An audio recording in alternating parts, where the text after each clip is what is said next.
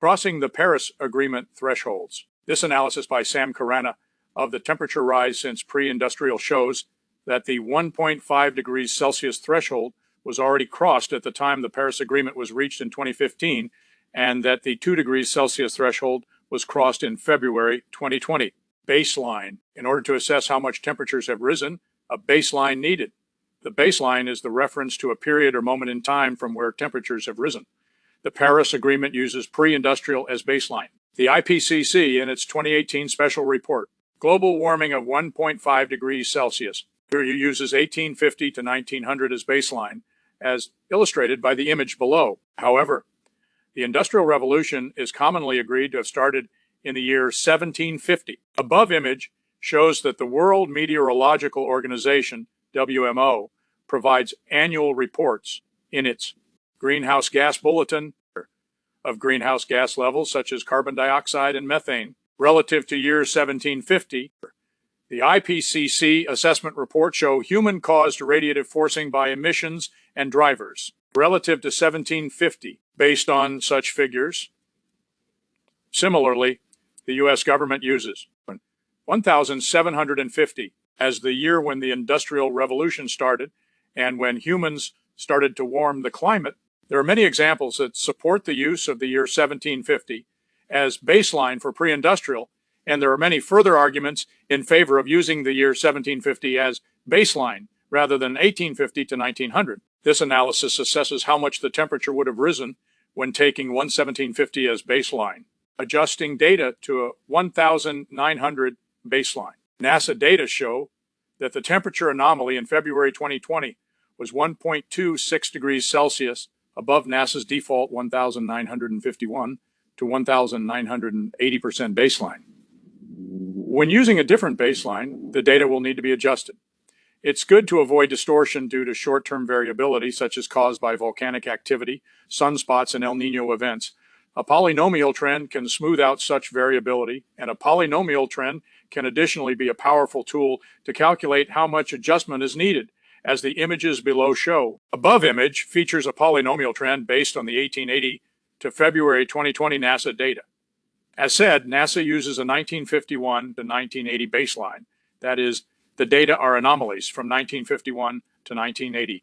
The trend points at a temperature that was 0.28 degrees Celsius lower in the year 1900 than in 1951 to 1980. In other words, when using 1900 as the baseline instead of 1951 to 1980, it makes sense to adjust data by 0.28 degrees Celsius, as in the image below. There are different ways to calculate how much adjustment is needed. The image below shows that the difference between February 2020 versus 1951 to 1980 and February 2020 versus 1885 to 1915 is 0.21880. The image below uses another way to calculate how much adjustment is needed. The difference between 1951 to 1980 and the 32-year period centered around January 1st, 1900 is 0.28 degrees Celsius. Adjusting data to a 1750 baseline. Further adjustment would be needed when using a 1750 baseline. As said, a polynomial trend can smooth out short-term variability, so it can indicate what the climate was around that time. The global temperature in 1951 to 1980 was 14 degrees Celsius, or 57.2 degrees Fahrenheit. Above trend points at a temperature of 13.72 degrees Celsius, or 56.7 degrees Fahrenheit in 1900. Human activities did already cause substantial warming before 1900. There may have been some 0.3 degrees Celsius warming between 1750 and 1900, as discussed in earlier post. This translates in a temperature of 13.42 degrees Celsius, or 56.16 degrees Fahrenheit in the year 1750 from an earlier post. When the baseline is changed from 1951 to 1980 to 1750, the necessary adjustment could therefore add up to 0.28 degrees Celsius, 0.3 degrees Celsius, equal to 0.58 degrees Celsius. NASA figures show that the temperature anomaly in February 2020 was 1.26 degrees Celsius above 1951 to 1980.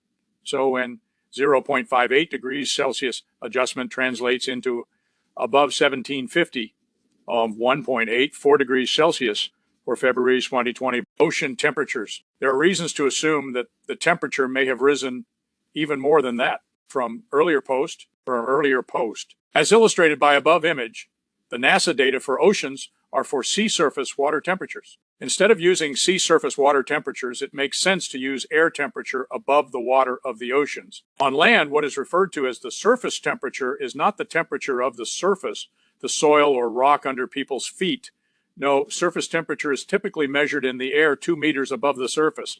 After all, the air just above the ground is the space where people are present. When using air temperatures over oceans instead of sea surface temperatures, current temperatures could be 0.1 degrees Celsius higher, as a 18 study concludes. Air temperatures over oceans are higher, as illustrated by the image on the right from a 2019 study, which shows the difference between using surface air temperature globally, black line, versus when sea surface temperature are used for oceans, dark blue line, and in case of incomplete coverage, light blue line.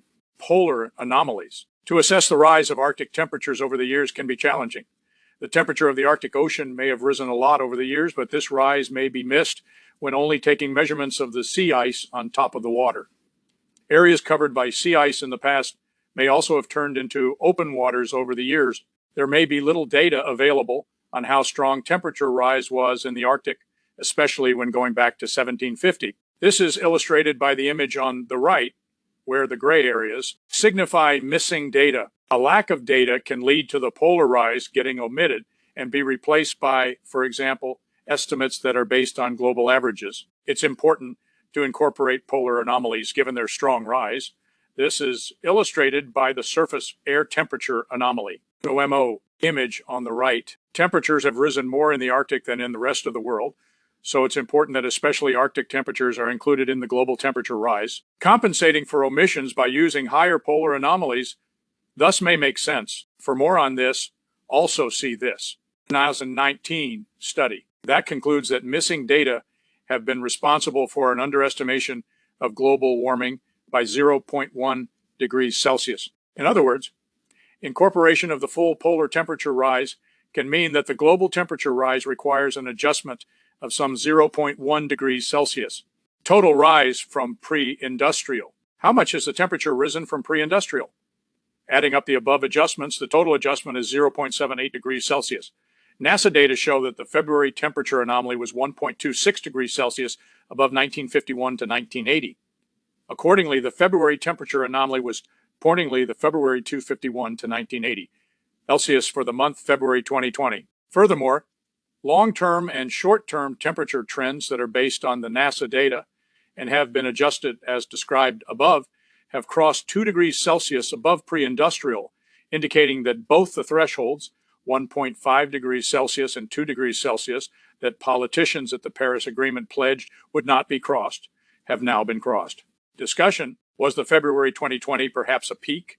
Is there any indication that temperatures could soon come down to below the 2 degrees Celsius above pre-industrial threshold again?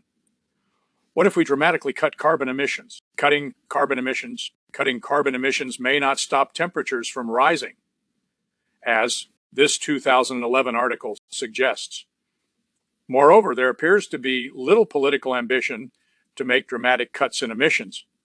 Maximum warming occurs about 1 decade after a carbon dioxide emission. So the full warming wrath of the carbon dioxide emissions over the past 10 years is still to come, as discussed at the extinction page. Changes in sunlight, short-term variations in solar irradiance show that we're currently in a minimum, as illustrated by the image on the right.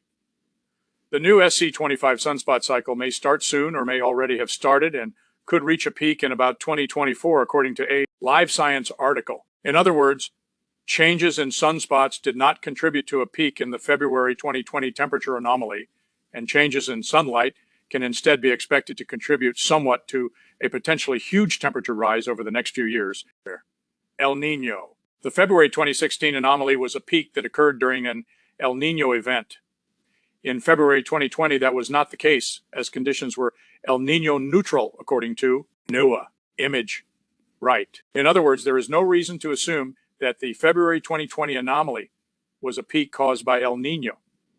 Moreover, a strong El Nino could develop later in 2020, which could be the catalyst to trigger albedo changes and further feedbacks, resulting in a huge temperature rise within years. Aerosols. What about aerosols? More specifically, a decline in aerosols emitted by power plants, smelters, and transport.